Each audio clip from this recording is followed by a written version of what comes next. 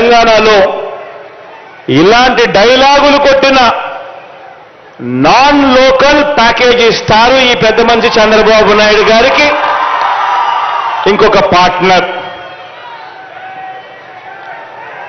ఈ పెద్ద మనిషి ఆంధ్ర పాలకులకు చుక్కలు చూపిస్తా అని చెప్పి తెలంగాణలో డైలాగులు కొడతాడు.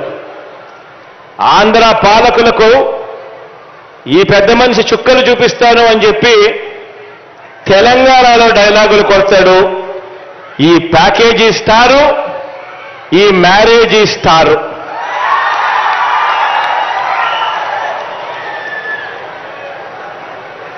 ఈ పెద్ద మనిషి పరిస్థితి, ఈ దత్తపుత్రుడి పరిస్థితి అక్కడ ఎలా ఉంది అంటే,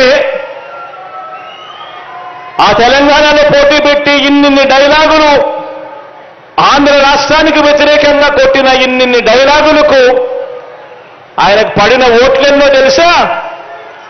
చివరికి అక్కడ ఇండిపెండెంట్ గా నిలబడిన చెల్లెమ్మ బర్రెనెక్కకు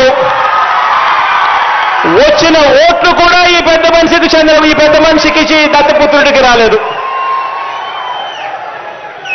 డిపాజిట్లు కూడా రాల. ఈ పెద్ద మనిషికి ఇతనికి మన రాష్ట్రంలో చంద్రబాబు నాయుడు గారి ప్రయోజక వర్గం ఉంది తప్ప ఆంధ్ర రాష్ట్రం మీద ప్రేమే లేదు. ఇక్కడ ఈ పెద్ద మనిషికి ఒక సొంత నియోజకవర్గం కూడా లేదు. వీరిద్దరూ కలిసి 2014 నుంచి 2019 మధ్య వీరిద్దరూ కలిసి ఎన్నికల్లోకి కలిసి వచ్చారు. కలిసి వచ్చి 2014 నుంచి 2019 మధ్య ఈ ఉద్యానం ప్రాంతానికి మంచినీరు ఇవ్వటం ఎలా అని చెప్పి కనీసం ఆలోచనైనా చేశారా అంటే అది లేదు. 2014 నుంచి 2019 వీరిద్దరూ కలిసి పోటీ చేసి కనీసం ఉద్యానం ప్రాంతం ఇంత దారుణంగా ఉంది, ఇక్కడ kidney research hospital, super speciality hospital ఇక్కడ నిర్మిస్తే ఇక్కడ ప్రజలకు మంచి జరుగుతుంది అని చెప్పి నిర్మించారా అని అంటే అది కూడా లేదు. వీళ్ళు బాబు అధికారంలో ఉండగా ఉత్తరాంధ్రకు చేసిన మంచి లేదు. ప్రతిపక్షంలో ఉండి కూడా వారు ఉత్తరాంధ్రకు చేయని ద్రోహం కూడా లేదు.